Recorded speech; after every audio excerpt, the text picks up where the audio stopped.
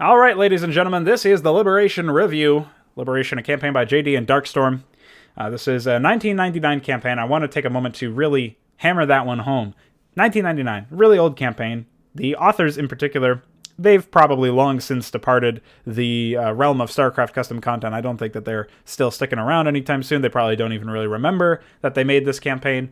You know, it's been a while for them. It's been a long time. So what do I want to tell you guys about? Why is it important that this is from 1999? Well, aside from the fact that in the heated gaming moments that I have, I tend to start, disparaging the content creators themselves. Obviously, that is more hyperbole for the sake of entertainment than it is hard-hitting analysis. At least I hope that's obvious. And if not, hopefully I've helped to dispel that myth right here and now. And obviously in the review, and especially in, the post-play thoughts of individual missions, unless I'm just so disgusted that I hit the stop record button with some sort of smoochy sound at the very end of the video, generally speaking, that's where you're going to get the actual analysis. Although I do think that my entertaining humor-based content is pretty obvious based on the tone of my voice. I did want to take a moment to say that, yes, I recognize that this is a really old campaign. It was made by amateurs a year or less after Brood War came out, and so I don't really hold them accountable the same way that maybe some of my more heated commentary would lead you to believe. And so there you go. There's the initial disclaimer. Really just there to set the stage, because again, this is a really old production. However, I do feel like some of the sort of lessons you can learn from this campaign impact modern productions, or at the very least, like yesteryears, right? So not really super old, but not quite new either. Stuff like from 2012 and so on and so forth. Now, I, as a content creator, have even more context to offer you, because I have made content for Brood War for a long time, but I only really recently bothered trying to release stuff, which was with, Liberation. That's a pretty good one. I've exposed myself. It was me the whole time. I'm JD, by the way. No, obviously I meant to say Inconsummate. Inconsummate is the first campaign that I've released properly. There was some one-offs and humor maps that I released a while ago, I think 2014 or something like that. But those are much lesser known productions, we'll say. And generally speaking, I would say that the lessons that I learned from working with Brood War custom content back in 2012, that were, I guess those were probably some of the more like flashback oriented memories, the ones that you would get while playing some of this stuff. You would remember, oh yeah, I made maps that were similar to this back in 2012 or even earlier. So I guess we'll start with a little bit before 2012, when I realized that, the gameplay wasn't really communicating the story that I wanted to, right? The AI was either too easy or too hard. And so rather than try to fix that through gameplay, I tried to fix the storytelling through other means. I tried to have dialogue that told you things. I tried to have text that exposited you things that the gameplay itself would not communicate. And obviously, as demonstrated by this campaign and many others, and the commentary therein of many productions that I've had in the past, be they related to StarCraft or not, that's a really poor way to communicate your concepts and to try and tell your story. You want to tell your story through some interactive way, like actually interacting with the enemy AI, for example. So that, I think, is a really big deal, something that should definitely be taken heed when looking at this particular production, that you really want to make sure that you're not clashing. You don't have clashing elements. You don't have text or dialogue that leads the player to believe something that the gameplay then completely contradicts or does not hold up in some way or another.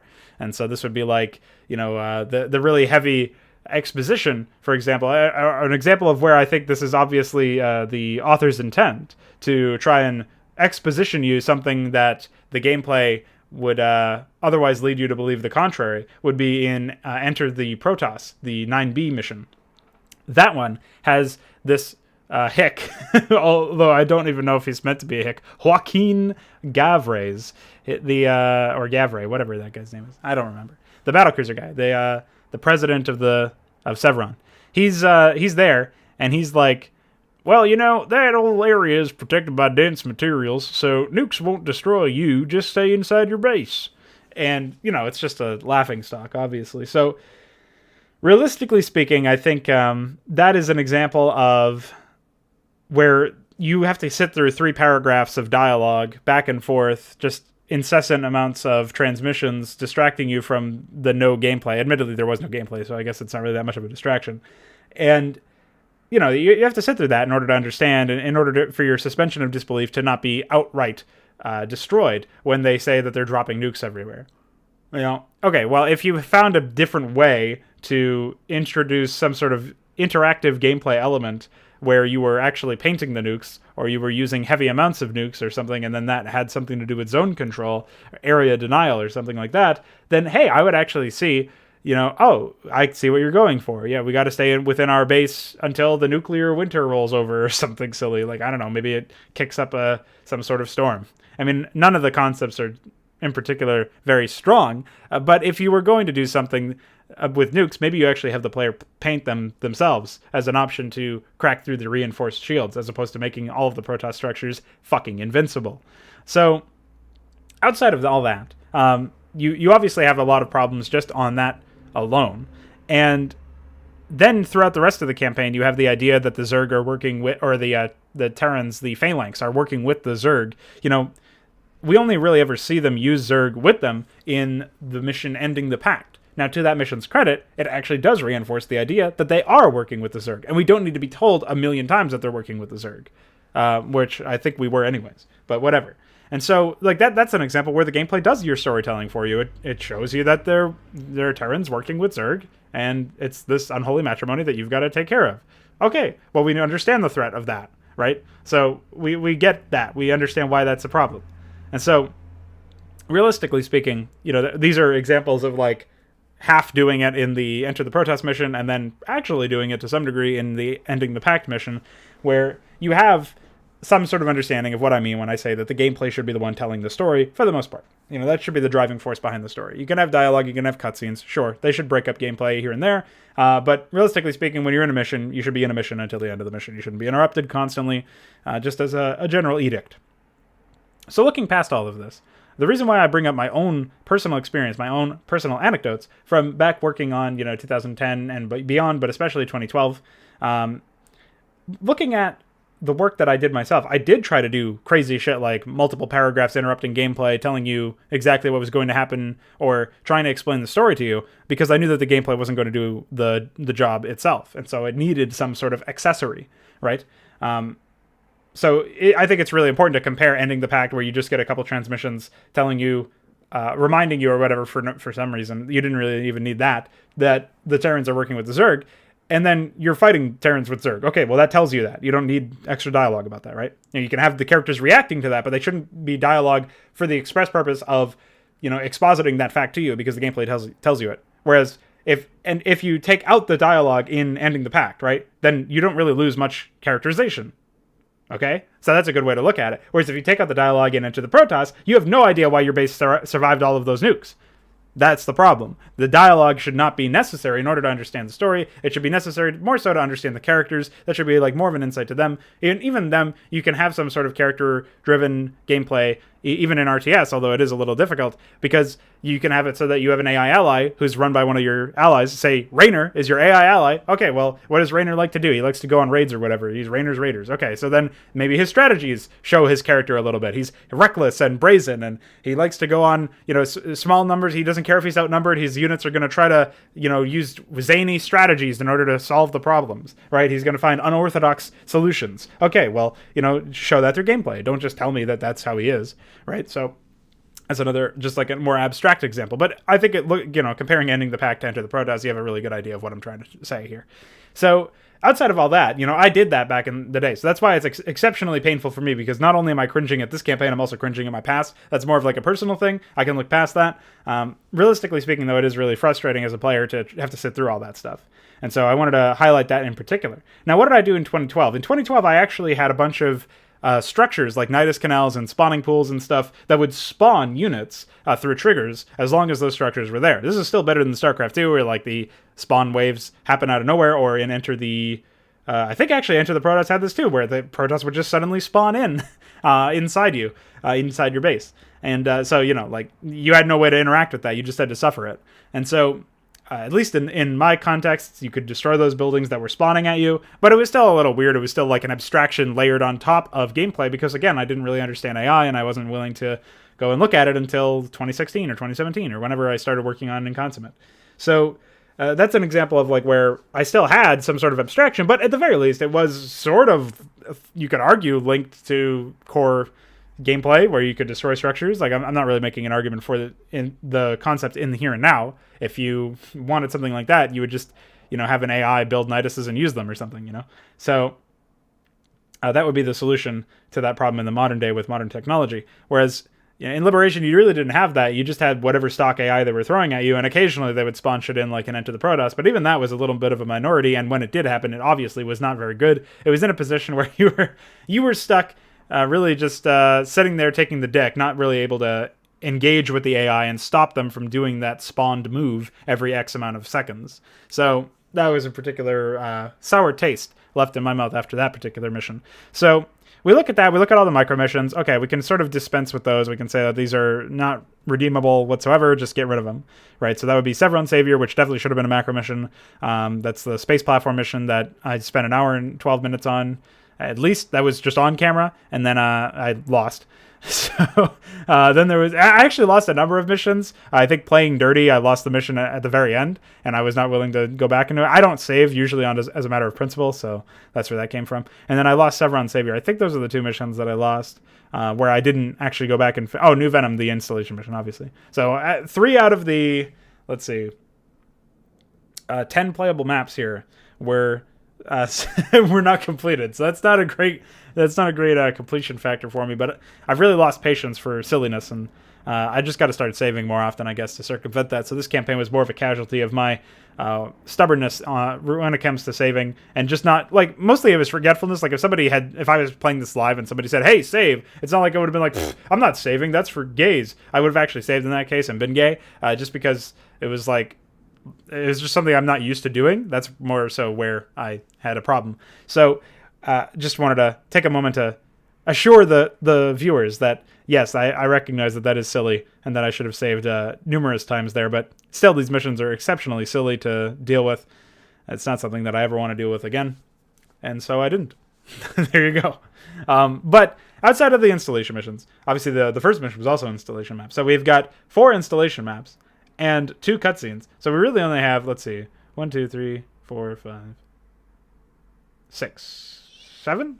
So, is that right? No. That can't be right. 1, 2, 3. 4, 5. Okay, yeah, so 6. 6 out of the 10 maps that are actually playable were macro. So it's not a good ratio. You really don't want any micro maps in there. If you do, then, at least make it interesting. And these were not. These were just painful. Very, very painful. And I'm not going to sit through all of that again and whine about how micro maps are awful, because if you're interested in my specific views on those particular missions, you can just watch the playthroughs. They were pretty bad.